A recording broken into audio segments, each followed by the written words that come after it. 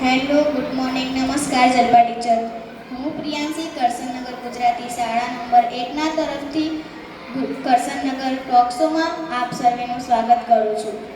મારા વાલા બાળ મિત્રોને આપનું ટૂંકમાં પરિચય તરીકે નામ જણાવશો? મારું નામ જલપા પટેલ છે. બાળપણમાં તમે નાના હતા ત્યારે તમે કઈ પ્રવૃત્તિ વધુ ગમતી હતી? બાળપણમાં નાના હતા ત્યારે તો બપોર પાળીની સ્કૂલ હોય એટલે સવારમાં ઉઠી નહીં ધોઈ તૈયાર થઈ થોડું વાંચીએ. પછી ત્યારે ટેકનોલોજી કોઈ હતી નહીં એટલે જે બેનપણીઓ એની જોડે થોડી વાર રમી સરસ મજાના છોકરીઓ તૈયાર થઈને આવે એવું તૈયાર થઈ સ્કૂલે જવાનું. સાંજે આવી થોડો ઘણો નાસ્તો કરી અને પછી પહેલાં લેસન કરવા. લેસન કરી થોડી વાર રમીએ અને પછી સૂઈ જવાનું. વિદ્યાર્થી કાળ દરમિયાન તમને કયો વિષય સૌથી વધારે ગમતો હતો? વિદ્યાર્થી કાળ દરમિયાન આમ તો જોવા જઈએ તો મને ગુજરાતી વિષય વધારે ગમતો. કેમ વધારે ગમતો હતો? એ વખતે ગુજરાતીની ચોપડીમાં પાઠ જે આવે એ વાર્તા સ્વરૂપે આવે એટલે આપણને વાર્તાની કેટલી બધી મજા પડે. તો વાર્તા વાંચી એટલે બધું યાદ રહી જાય એટલે જવાબ પણ આપણને જલ્દી આવે. કાવ્ય જે આવતા એ સરસ મજાના ભજન ને એવી રીતના આવતા એટલે કાવ્ય ગાવાની મજા આવે. કાવ્ય ગઈ એટલે આપણને જલ્દી યાદ રહી જાય. બાળપણમાં તમે મોટા થઈ શું બનવાનું સપનું જોયું હતું? હું નાની હતી ત્યારે બાળપણમાં એવું વિચારતી કે હું તો ઓફિસમાં બેસી સરસ ટેબલ ખુરશીની નોકરી હોય, એસી લાગેલું હોય એવી સરસ નોકરી બેંકમાં કરવું એવી મને સપનું હતું. કેમ? એ એવું હોય પહેલાં ભણતરનું અત્યારે જે મહત્વ હતું ત્યારે બી હતું. તો એવું પહેલાં બહુ બધું ભણશો ને તો સરસ નોકરી મળે. તો એવું વિચારતા બહુ બધું ભણીને સરસ નોકરી લઈએ. તમને આ નોકરી મેળવવા માટે કોનું માર્ગદર્શન મળ્યું હતું? આ નોકરી લેવા માટે મને મારા પપ્પાનું સૌથી વધારે યોગદાન છે ને એનું માર્ગદર્શન મળ્યું હતું. અને નોકરી મેળવવા માટે કોઈ મુશ્કેલી પડી હોય તો તે જણાવશો? નોકરી મેળવવા માટે તો મુશ્કેલી કંઈ નહીં પડી પણ જ્યારે ભણ્યા ત્યારે મહેનત બહુ કરી ત્યારે આ નોકરી મળી. અત્યારે રજાના દિવસે તમને કઈ પ્રવૃત્તિમાં વધારે સમય પસાર કરો છો?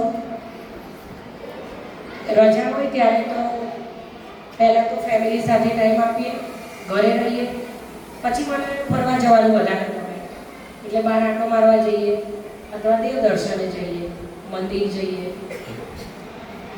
તમને વિદ્યાર્થી કાળે કયા શિક્ષક સૌથી વધુ પ્રિય હતા? મારા 7મા ધોરણના એક ટીચર હતા, લીલા ટીચર, ગુજરાતી વિષય ભણાવતા હતા.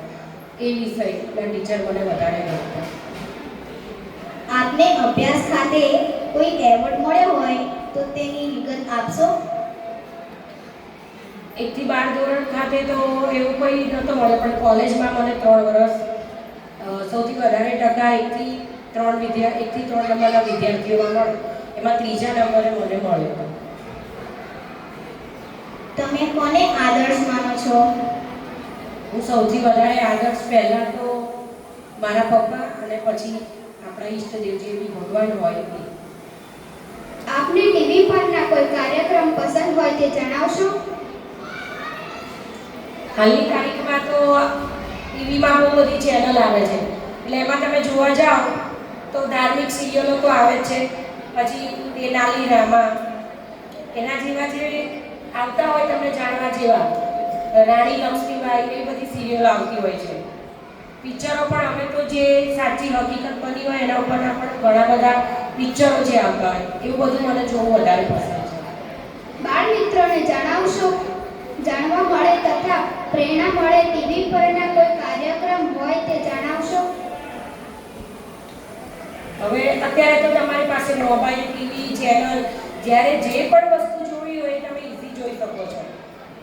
તો તમારે યુટ્યુબમાં જ્યારે બી ટીવી જોતા હોય કે જે બી જોવું હોય તો સર્ચ કરવાનું થાય કે કોઈ બી સિરિયલ જોવાની થાય તો તમને તમારા જીવનમાં જે બી ઉપયોગી આવતું હોય કે ભણવાનું લગતું હોય, ધાર્મિક કોઈ સિરિયલ હોય, જૂના ઇતિહાસમાં જે રાજાઓ મહારાજાઓ થઈ ગયા એ જાણવા જેવું કંઈ બી આવતું હોય એ જોવાનું માટે કહીશ. આપણા જીવનનો સૌથી શ્રેષ્ઠ યાદગાર પ્રસંગ જણાવશો?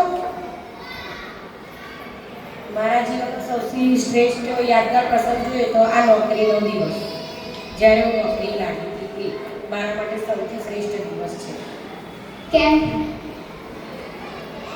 એમ એટલે તો કે આ એક મોટું અચીવમેન્ટ કહેવાય. આપણે સારી નોકરી મળવી એ મારા જીવનનું સૌથી મોટું સારું અચીવમેન્ટ કહેવાય, એટલા માટે.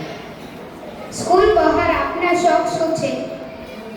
સ્કૂલ બહાર તો શોખ જોઈએ તો પિક્ચર જોવા જવાનું, ફરવાનું, બહાર જમવા જવાનું, મિત્રો સાથે બેસીને મળવાનું, મિત્રો સાથે ફરવા જવાનું. અભ્યાસ સિવાય કયા ગુણો જીવનમાં મદદરૂપ થાય તે બાળકોને જણાવશો? હવે અભ્યાસ કરવા તમે અહીંયા આવો છો એટલે અમે બધા શિક્ષકો તમને કહેતા હોઈએ છીએ કે રિસેસમાં તમને વાતો કરવાનો ટાઈમ મળે છે, પણ જ્યારે તમને ભણાવવાનો સમય હોય, જ્યારે જે બી શિક્ષક ભણાવતા હોય શબ્દો તમે ધ્યાનથી સાંભળશો તો બી એમાંનું તમને અભ્યાસક્રમનું 50% યાદ રહી જશે. અને બીજું જે ભણાવે એ ઘરે જઈને વાંચી લેવાનું. અને અમે તો સરસ મજાનું ટીવી દ્વારા ભણાવીએ છીએ, એટલે ટીવીમાં જુઓ એટલે ચિત્રો સાથે તમને બધું યાદ રહી જાય. અંતમાં વિદ્યાર્થીઓને આપણો ટૂંકો સંદેશ આપશો? ટૂંકો સંદેશ તો આપીશ કે તમે લોકો અમારી જોડેથી 8મા ધોરણથી ભણીને જતા રહેશો, પણ અહીંયા જે થતી પ્રવૃત્તિ શિક્ષકો દ્વારા આપવામાં આવતું માર્ગદર્શન એ બી તમે જીવનમાં જે કહેશે યાદ રાખશો અને એને અનુસરીને ચાલશો તો પણ જીવનમાં આગળથી તમને બહુ સફળતા મળશે. તમે શિક્ષક બનવાનું કેમ પસંદ કર્યું? જ્યારે ભણી રહ્યા ત્યારે આ શિક્ષક લાઈનમાં આવવા માટેનું માર્ગદર્શન જે પપ્પા દ્વારા મળ્યું હતું એ માર્ગદર્શન પ્રમાણે ચાલ્યા અને એમાં પણ સારા આપણે રિઝલ્ટ મળ્યું. રિઝલ્ટ સારું મળ્યું એટલે અમને સારી એવી નોકરી મળી ગઈ. શિક્ષણ ક્ષેત્રે તમારા રોલ મોડેલ કોણ છે? શિક્ષણ ક્ષેત્રે રોલ મોડેલ જોવા જઈએ તો આપણે 5મી સપ્ટેમ્બરે કોનો જન્મદિવસ ગયો તમને ખબર છે ને? કોનો? ડૉક્ટર રાધાકૃષ્ણ સર્વપલ્લી અને સ્વામી વિવેકાનંદ, જેમની ચોપડીઓ આપણે વાંચીએ તેમાંથી આપણે સર્વશ્રેષ્ઠ માર્ગદર્શન મળી રહે છે. તમે કયા વિષયો અને કયા ધોરણના વિદ્યાર્થીઓને ભણવામાં સૌથી વધુ રુચિ ધરાવો છો? મને ધોરણ 8ના વિદ્યાર્થીઓને ભણાવવું બહુ ગમે છે. કેમ? 6ઠા 7મામાં એ લોકો જે બે પાકો પાયો કરીને આવ્યા હોય એટલે 8મા ધોરણમાં આપણે જે પણ અમે શીખવાડીએ એ લોકો રુચિ રાખીને સારી રીતે શીખી શકે છે. તમે વર્ગખંડમાં શિસ્ત કેવી રીતે જાણવશો?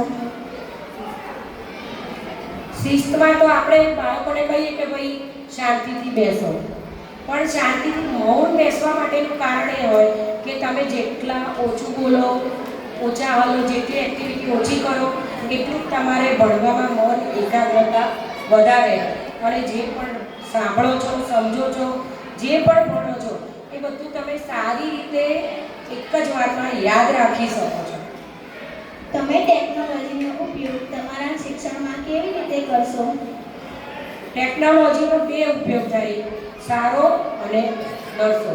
તો સારા ઉપયોગમાં જોવા જઈએ તો જે પણ આપણે અત્યારે આખી દુનિયા કહે છે કે મોબાઈલમાં સમાયેલી છે, તો મોબાઈલ દ્વારા તમારે જે પણ જ્ઞાન લેવું હોય એ ટોપિક તમે ટાઈપ કરો એટલે એના વિશે તમને બધું જ એ ટુ જે નોલેજ મળી રહે છે. તો આપણે ટેકનોલોજીનો ઉપયોગ હંમેશા સારી રીતે કરવો જોઈએ. ખૂબ ખૂબ ધન્યવાદ. Thank you.